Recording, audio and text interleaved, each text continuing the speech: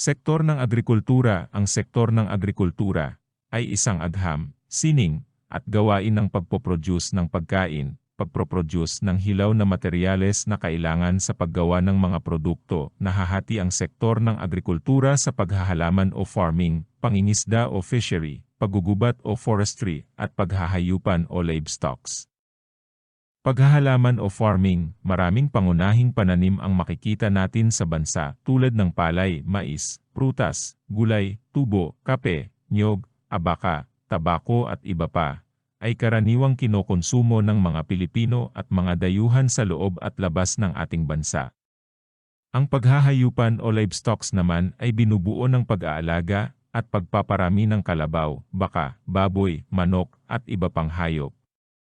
Ang paghahayupan ay nakatutulong sa pagsusuplay ng ating pangangailangan sa karne, itlog at iba pang pagkain. Pangingisda o fishery, itinuturing ang Pilipinas bilang isa sa mga pinakamalaking tagatustos ng isda sa buong mundo. Isa sa pinakamalalaking daungan ng mga huling isda ay matatagpuan sa ating bansa. Nauuri sa tatlo ang pangingisda. Ang komersyal na pangingisda, pangingisda na munisipal at ang pangingisdang aquaculture. Ang komersyal na pangingisda ay uri ng pangingisdang gumagamit ng mga bangka na may kapasidad na hihigit sa 3 tonelada para sa mga gawaing pangkalakalan o pagnenegosyo.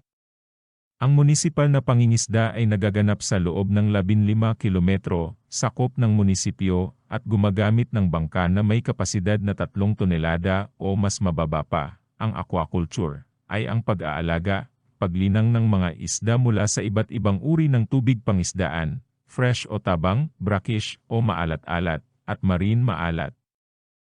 Paggugubat o forestry. Ang paggugubat ay isang pangunahing pang-ekonomikong gawain sa sektor ng agrikultura.